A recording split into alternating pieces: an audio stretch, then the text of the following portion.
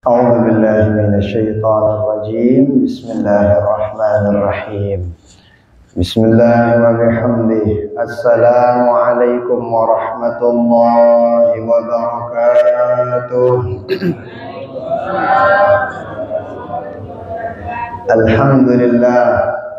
الحمد لله في مبدأ كل أمر ومنتهى صلاة وسلاما على سيدنا محمد اصطفاه وعلى آله وأصحابه ومن والاه ولا حول ولا قوة إلا بالله اللهم صل على سيدنا محمد بن عبد الله القائم بحقوق الله ما ضاقت إلا وفرجها الله رب اشرح لي صدري ويسر لي أمري wahlul 'uqdatam min lisani yafqahu qawli amma ba'du. Yang hormati para guru-guru tiang, segenap para pejabat Dikbud Kabupaten Lombok Timur, bapak-bapak tiang, ibu-ibu tiang, rahimani wa rahimakumullah, hafizakumullah. Alhamdulillah wa syukrulillah. Pada hari ini kita bersyukur kepada Allah Subhanahu wa taala. Kita masih diberikan nikmat iman, sehat sempat, kemudian bersama melakukan aktivitas kita. Mudah-mudahan apa yang kita lakukan ini dicatat oleh Allah Subhanahu wa taala sebagai amal ibadah kita, dan mudah-mudahan kita diberikan keistiqomahan pada perbaikan dan kebaikan. Amin. Salawat beriring salam kita hadiahkan kepada baginda Rasulullah sallallahu alaihi wa alihi wasallam dengan ucapan Allahumma shalli ala sayyidina Muhammad wa ala ali sayyidina Muhammad. Mudah-mudahan kita semua dapatkan syafaat beliau di dunia sampai akhirat. Amin amin ya rabbal alamin. Bapak Ibu tiang jamaah rahimani wa rahimakumullah, hafizakumullah. Memang salah satu yang penting dalam kehidupan kita adalah bagaimana mengisi rohani kita dengan sebaik mungkin. Nah, kalau misalnya ini badan kita makan 3 kali dalam sehari, maka hati juga harus diberi makan. Nah, jadi perlu edah tebeng ya bekelor atenta. Kenapa? Yang bikin orang bahagia itu bukan sekedar banyak harta. Yang bikin orang bahagia bukan sekedar yang tinggi pangkatnya. Tetapi yang bikin orang bahagia, merasa tenang adalah bagaimana kemudian Allah memberikan dia rasa kenyamanan dalam hidupnya. Kenapa? Kan dikatakan oleh para ulama, al-ilmu yahrisu wal mal anta tahrisu. Yang namanya ilmu dia yang bakalan menjaga kita. Tetapi kalau harta kita jaga ya. Kadang ada orang pada yang luwe, mobilna luwe, bisna engkalna seke doang dia nulis pusing di nebut induk. Tapi kalau orang punya ilmu, ada masalah dia tenang. Kenapa? Ada Allah yang bersamanya. Dia tenang karena ada Allah yang tempatnya mengadu. Maka oleh karena itu apa yang Bapak Ibu lakukan pada hari ini sungguh sangatlah amal yang sangat luar biasa. Sering kita sampaikan kehadiran kita dalam majelis ilmu itu pahalanya gede. Apa sih pahalanya? Oh, kata baginda Rasul, ya Ibnu Mas'ud, wahai Ibnu Mas'ud, julusuka sa'atan fi majlisil ilmi khairul laka min salati alfi rakaah. Wahai Ibnu Mas'ud, dudukmu sebentar di majelis ilmu itu kata baginda Rasul lebih hebat, lebih baik daripada salat 1000 rakaat. Arah Bapak Ibu salat 1000 rakaat sandara taraweh doang 20 atau baru rakaat ngiler si imam taraweh unara 20 unara baru rakaat, apalagi sholat 1000 rakaat. Maka kehadiran kita dalam majelis ilmu itu lebih dicintai oleh Allah Ta'ala daripada sholat 1000 rakaat. Nah, maka ini nih kehadiran kita ini Masya Allah tabarakallah. Bapak Ibu tiang rahimani wa rahimakumullah wa hafizakumullah. Kalau kita lihat perjalanan baginda Rasul sallallahu alaihi wasallam, karena masih ada Isra Mi'raj juga. Perjalanan itu memberikan kita gambaran sesungguhnya perjalanan baginda Rasul sebentar, hanya beberapa jam aja, tidak sampai full satu malam, enggak, beberapa jam saja. Itu perjalanannya sebentar, tetapi lihat yang didapatkan oleh baginda Rasul makna yang sangat berharga. Apa itu? Di antaranya menjemput perintah sholat 5 waktu.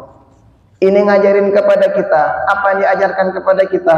Hidup kita nih sebentar, tetapi bikin hidup yang sebentar ini bermakna sebagus-bagusnya di hadapan Allah Subhanahu wa Ta'ala. Nah, kalau baginda Rasul sebentar Isra Mi'raj, tapi yang diambil tuh perintah sholat yang sangat berharga. Maka kita juga begitu. Kita hidup kita paling baina sittin wa sab'in, 60-70 tahun. Selesai itu udah tinggal nunggu malaikat maut. Nah, artinya apa?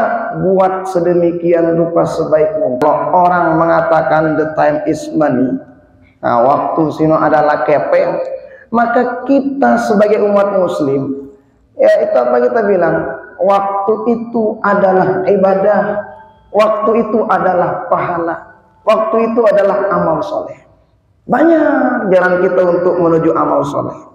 Bapak ibu misalnya pergi ke kantor, niatin, jangan lupa berniat. Apa niat kita? Niat saya melakukan kewajiban saya, niat saya agar nara kukadu metayang anak jadiku kebutuhan si bilang jelu. Jadi ibadah di hadapan Allah. Ngantor kebiasaan kita. Tetapi kemudian kata para ulama, an-niyah lital adati wal ibadah. Memang benar kebiasaan Bapak Ibu setiap hari ngantor, tetapi ingat bakalan jadi ibadah kapan? Kalau diniatkan ibadah pada Allah Subhanahu wa Ta'ala. Maka setiap kali Bapak Ibu pergi ngantor, pergi kemanapun yang baik-baik, niatin ibadah. Kita mandi aja diniatin ibadah. Iya, niatnya ngapain? Niatnya mandi sunat taubat, jadi ibadah mandinya kita. Ada orang makan minum, iya, niatin ibadah, jadi ibadah, benar. Kan orang luar Islam juga makan minum, tapi mereka makan minumnya nggak jadi ibadah. Kalau kita makan minumnya jadi ibadah. Bagaimana caranya? Yang pertama, hendaknya dalam kitab itu dijelasin, dalam kitab karangan Imam Muhammad Nawawi Al-Jawi Muraqibul Ubudiyah dijelasin. Di antara adab kita makan, tuh di antaranya jangan lupa niatin makan kita supaya apa? Supaya kita kuat ibadah pada Allah Subhanahu wa Ta'ala. Pertama. 2, jangan lupa ketika makan awali dengan bacaan bismillah. Baca bismillah. Ini terlupa. Nah, setelah itu kalau makan usahakan pakai tangan kanan. Kadang mohon maaf salam-salamnya. Kadang ada orang mau ngerokok juga makanan, minum juga kiri, kebalik, ngulajana minum pakai tangan kanan, mau ngerokok aja apa pelunggu kadu. Nah, artinya apa? Semua ini kita pengen supaya semua apa yang kita lakuin menjadi ibadah di hadapan Allah Subhanahu wa Ta'ala.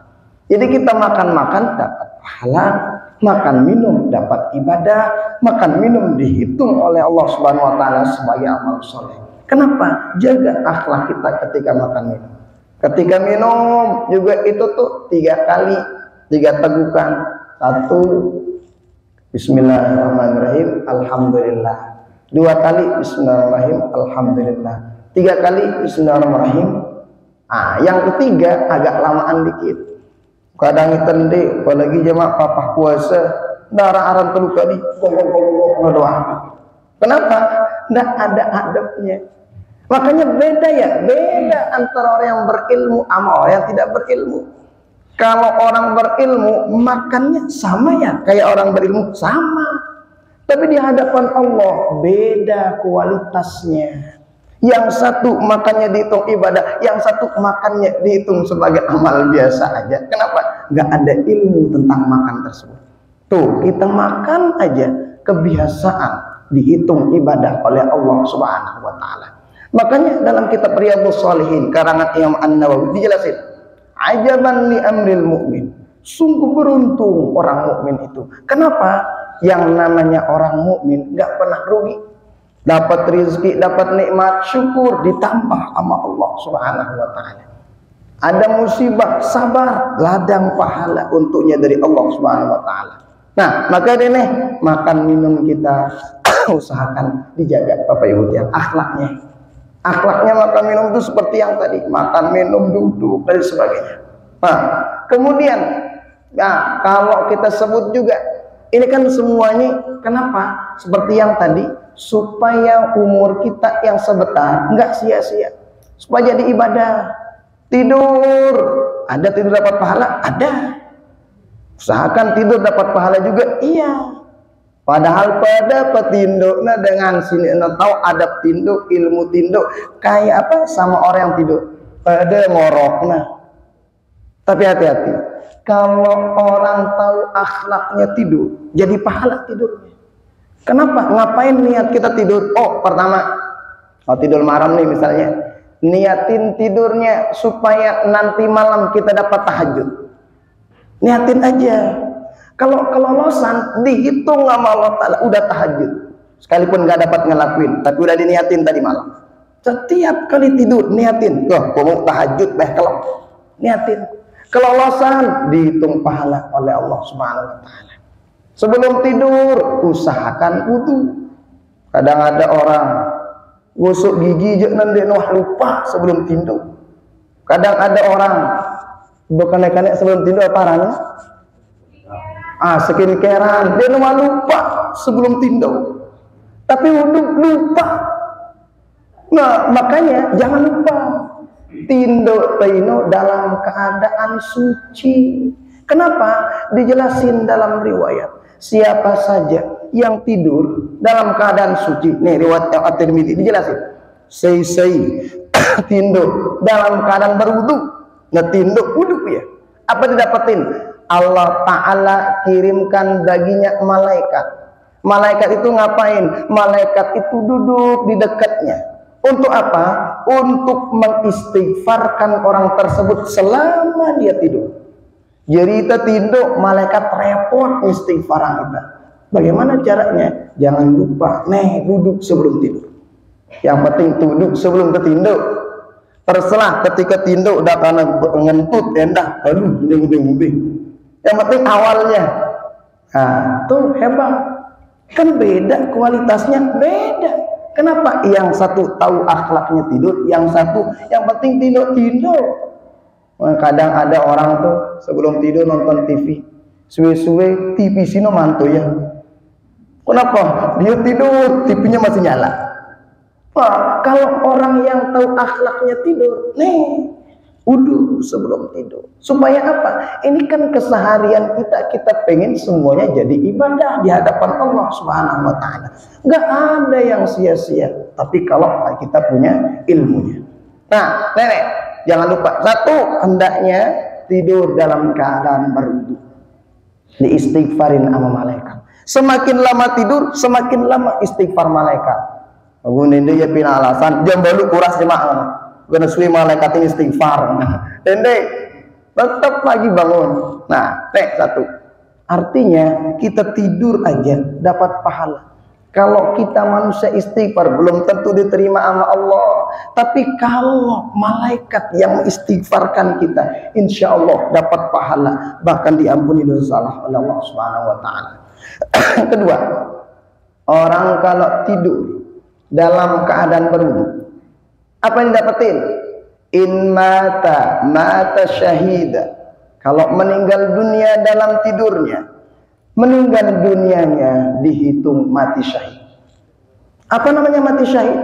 Yang namanya orang mati syahid 40 dari ahli keluarganya yang udah dapat stempel masuk neraka nggak jadi masuk neraka. Kenapa? Ada dia yang ngasih syafaat. Sangta susah lalu anak Palestina nyerah diri ngetembak dengan Israel. Tanda temelenda. Paling tidak sebelum tidur jangan lupa berwudu. Kalau meninggal dunia dalam tidurnya tuh enak, dicatat syahid sama Allah Subhanahu wa taala. Kalau tidur hendaknya ngadap kiblat, hadap kiblat. Ya, mungkin andang timur, otak tanang daya. Nah, dan jangan sampai tidur dalam keadaan bahasa Indonesia tengkurap gitu ya. Andang bawa engkalep baparan. Jangan. Kenapa? Fa inna, sesungguhnya itu model tindo ahli neraka. Tindo sing ngono-ngono ini. Hati-hati.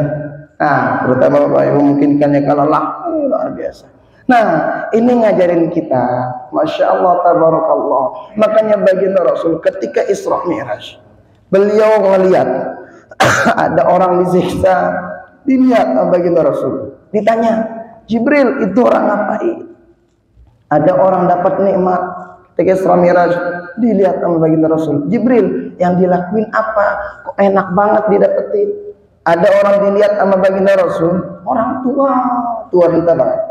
Dilihat sama baginda Rasul, itu Jibril ngapain? Selalu ditanya. Ini menandakan kepada kita, ini baginda Rasul kepo, pengen tahu ilmunya. Ini ngajarang kita tidak ada alasan untuk tidak menuntut ilmu. Sekalipun kita udah orang tua, tuntut aja ilmunya. Nggak ada jaminan jabatan paling tinggi bakal selamat, nggak ada. Kalau nggak bisa besok penek, hati-hati. Bisa sini menek, hati-hati. Bilang dulu tuh menek nih. Tapi hati-hati. Kadang ada orang krem doang jadi penek nanti nebus sugul. Ya kenapa? Oh mungkin salah caranya ketika masuk kencing. Kenapa? Sering kita sebut tuh baginda Rasul satu waktu jalan di satu tempat. Setelah itu kubur, dilihat kubur. Nih mobil, kudanya baginda Rasul mogok. Ketika mogok begitu, ternyata sahabat nanya, baginda Rasul itu kenapa? Oh ternyata ini kuda lagi ngelihat orang lagi disiksa dalam kubur. Terus, wa man yu'adzibani ya Rasulullah. Baginda Nabi, siapa? Kenapa kok diazab ini orang? Kata sahabat nanya. Oh, kata baginda Rasul, dua orang ini diazab, beda-beda dosanya. Yang satu dosanya ngapain?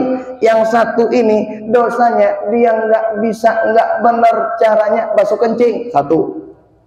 Yang satu yamshi 'alan namimah, sukanya bergosip, suka ngerosang dengan si seke ini. Kadang ibu-ibu girang. Nah sekarang gosipnya nggak pakai mulut lagi. Kadang orang gosipnya pakai status. Gosipnya pakai WA, pakai Facebook, itu orang sekarang. Hati-hati ibu-ibu, hati-hati bapak-bapak. Kalau nggak benar cara masuk kencing, nggak tahu ilmu cara masuk kencing, wudu nggak sah. Kalau wudu nggak sah, sholat batal sholatnya. Kalau sholat batal, konslet si bilang jeluh. Ngomong konslet si bilang jeluh. Hati-hati. Nah, gosip juga hati-hati. Nah, mungkin sekarang nih, ya zamannya kita kan beda. Kalau dulu mungkin menggosip itu identik sama ini, tapi sekarang beda. Nah, ini nih Bapak Ibu ya, supaya apa?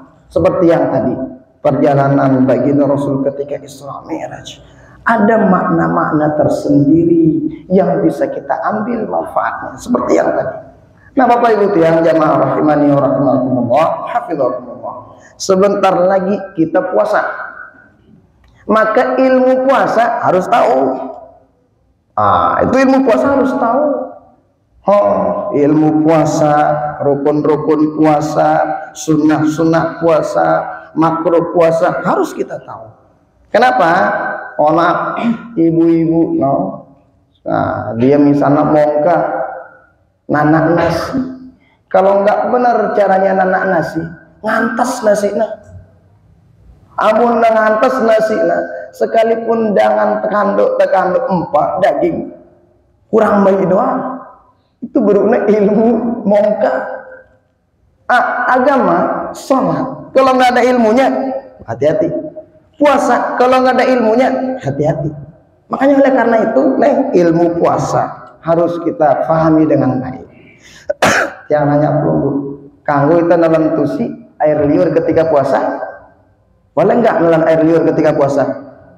Boleh. Semua air liur apa tidak? Ada tidak semua? Semuanya atau tidak semuanya? Tidak semuanya. Ada nggak syarat-syaratnya air liur yang boleh ditelan? Ada. Satu, ayyakuna safiyah. Air liur itu hendaknya suci, nggak nyampur sama darah, nggak nyampur sama bahasa tiang tuh ya rarit. Kadang rarit ini mau naket-naket, no, telannya, jangan telan yang itu. Kenapa? Batal puasnya. Kan nelan elor tuh. Iya, bukan. Itu bukan nelan elor, tetapi itu nelan rarit. Jadi besok kalau sedang misalnya ini gigi lagi berdarah, itu caranya harus kumur-kumur. Karena memang kalau gigi berdarah suwe-suwen terus dibetusi, cuek. Selesai dia. Tapi itu nggak cukup. Harus kumur-kumur. Itu pertama. Dua, air liur itu hendaknya jangan keluar dari bibir. Kalau udah keluar dari bibir, itu bukan air liur lagi, tapi itu air biasa. Ada eloran, tamang nelorna, sedok malik bawah, batal puasa. Tuh, tiga, syarat air liur yang boleh telan. Ngapain? Oh, air liur keluarnya dari sini, bukan dari dalam. Mana tandanya? Kadang nih kecapean di siang hari. Yang namanya orang kecapean, enak tidur di siang bolong, enak banget karena kecapean. Kadang ada orang bikin pulau, ya tidur, minaknya pulau negalang, nah. Atau ada teman dulu di sini tempatnya, oi apa ini nonton elor, ndek parfum mana? Padahal elor, nah parfum. Tuh itu dijelasin. Itu kalau yang dibikin pulau itu, misalnya harum luar biasa, sengel, mampu penantian, mampu, maka itu keluarnya bukan dari sini, tapi dari dalam. Makanya hati-hati besok kalau puasa, perhatikan benar. Yang keempat, ayyakuna riq nafsi. Hendaknya air liur itu air liurnya sendiri, bukan air liur orang lain. Yuk, membetul punta besok, tangga, dengan anda. Ini aja saya mau dengan aja. Lagu maksudnya, siapa tahu bapak ibu punya anak, punya cucu masih kecil. Nanti kadang itu cucu saking demennya dicium ginian kita. Itu anak saking demennya dicium ginian kita. Boleh apa enggak? Boleh. Anak kangen demen sama kita. Nah ini kan nyampur liurnya sama liur kita. Belum mau telan nggak boleh, nggak boleh. Kenapa? Kumur-kumur dulu. Tapi kalau nyampur liurnya, yo kanso kanjana air liur dengan sini dena air liur.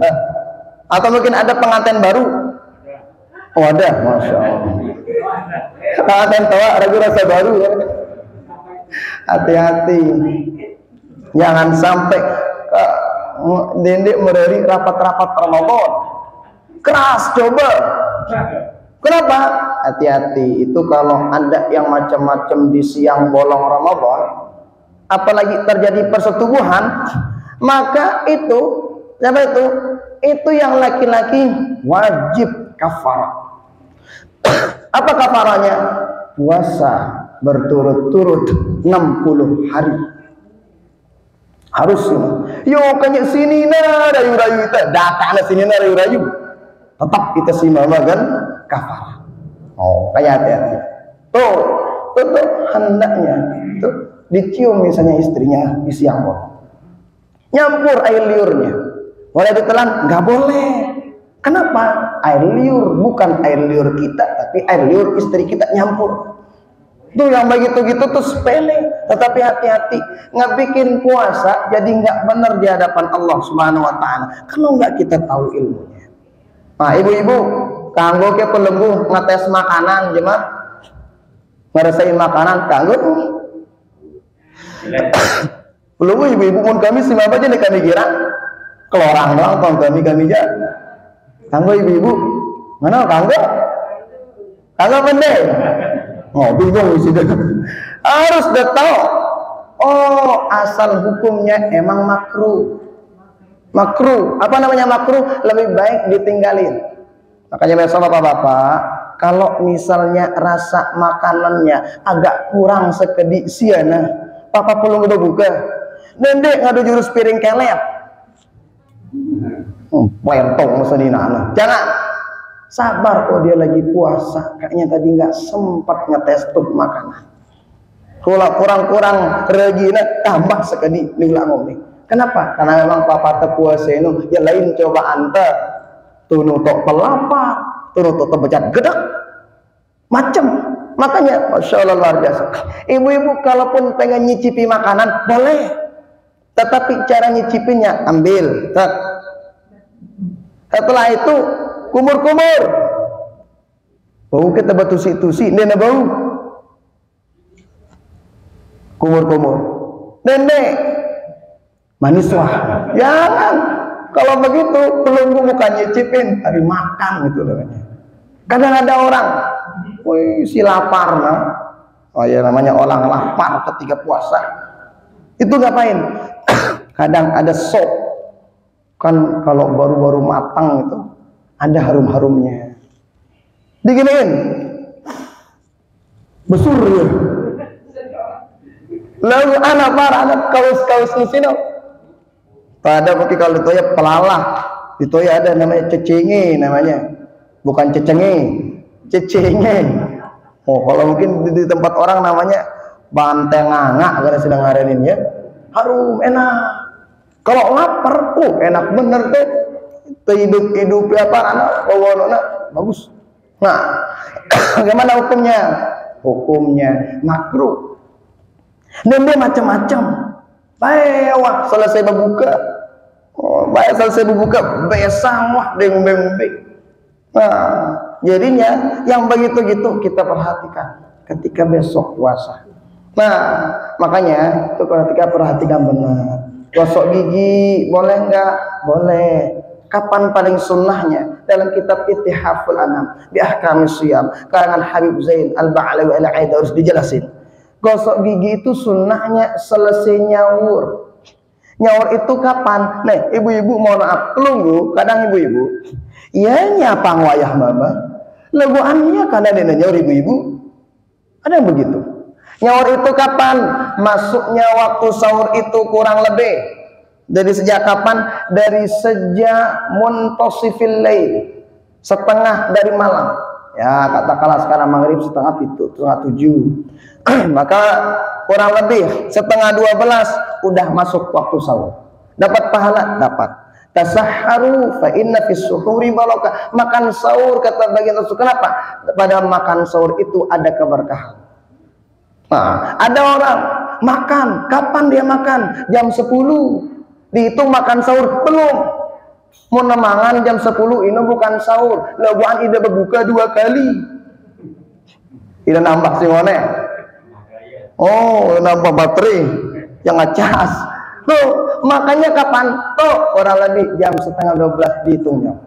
Kenapa kok sangat dianjurkan sahur itu? Pertama, litaqawi 'ala shiyam, supaya kuat berpuasa. 2, linailil barakah, mendapat keberkahan. 3, limukhalafati shiyami ahlil kitab.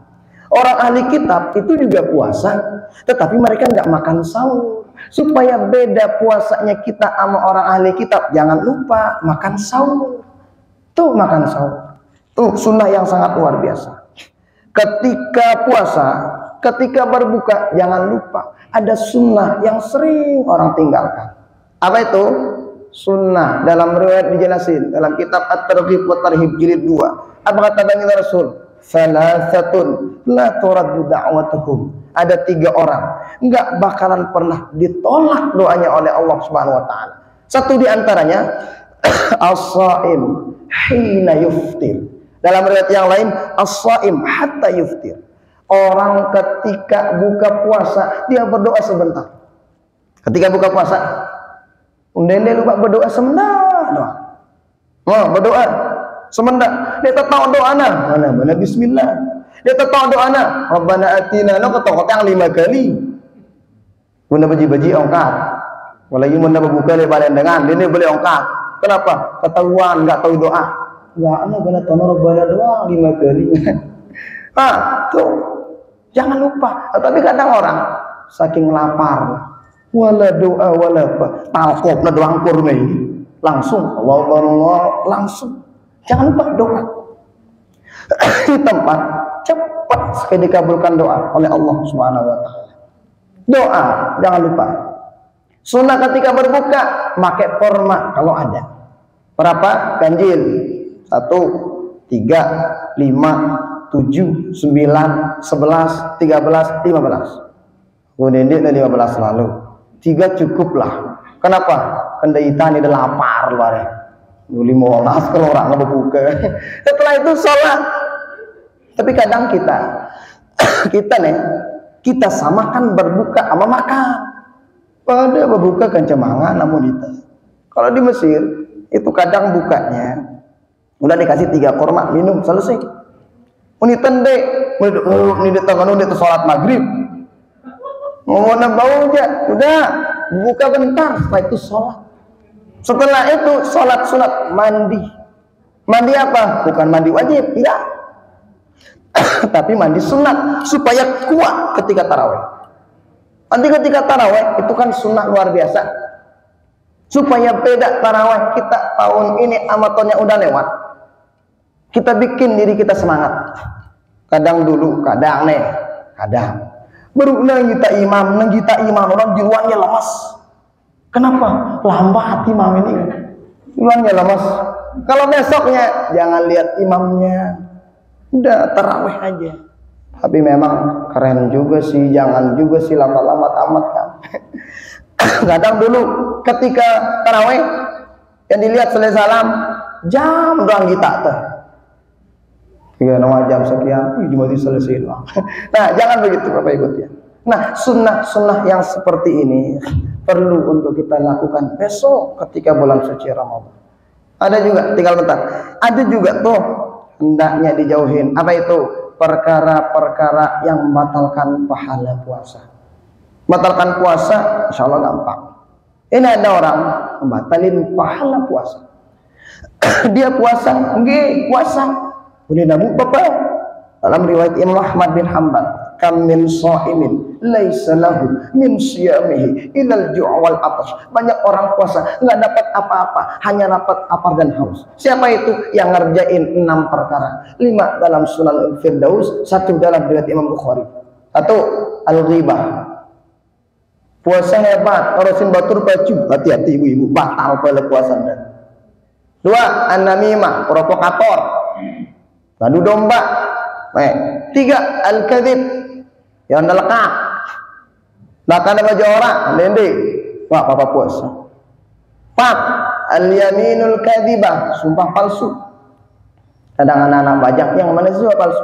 Ku haram dek naku, penuh haram-haram itu. 5 an-nazar lima yahillu bisyahwatin wan nazar lima yahrum. Yang batalin pahala puasa berikutnya ngelihat perkara yang haram atau ngelihat perkara yang boleh tapi pakai syahwat. Bagaimana misalnya ngelihat istri kita boleh? Boleh. Tapi kalau pakai syahwat jangan. Nunggu betukum tenyum senina terhadap jamaah yang bolong Ramadan beda-beda. Kalau yang nyium itu orang-orang yang udah turun mesin, watawa-tawa, darah syahwat, nyium seninana, udah aman, nggak batal pahala puasa. Tapi kalau yang nyium istrinya sekedi-kedi konek, sekedi-kedi nyetrum, hati-hati, batal pahala puasa kalau nyium istri besok, yang Ramadan. Perhatikan itu. Tuh, kemudian berikutnya itu yang batalin pahala puasa yang terakhir. Apa itu? Yang batalin pahala puasa yang terakhir itu qauluz zur wal fuhsyu wal amalu bihi. Apa itu? Dia puasa iya, tetapi sumpah sanana petang dadat. Saudara petang dadat puasa ya, laguan penyumpahnya luar biasa. Oh, batal pahala puasa nggak ada. Ada orang puasa, iya, tapi sholat enggak, sama, nggak dapat pahala puasa. Kan ada yang begitu. Ada orang kadang tarawih malam pertama, iya, tarawih sandal si ilang-ilang, junatai, ule-ule baru sandal. Tarawih dia, iya, puasa tadinya, hati-hati, batal pahala puasanya. Kenapa? Nggak jaga ini, ngucapin yang tidak baik, kemudian pekerjaannya maksiat. Hati-hati. Makanya puasa yang itu penting untuk kita tahu ilmunya. Seperti apa baginda Rasul menanyakan hal yang tidak diketahui ketika Isra Mi'raj. Maka kita juga penting untuk kita persiapkan menuju bulan suci Ramadan. Nih, ilmu-ilmu puasa kita siapkan dengan baik. Mudah-mudahan ada manfaatnya untuk kita semua. Hadanallahu wa iyyakum ajma'in. Subhanakallah.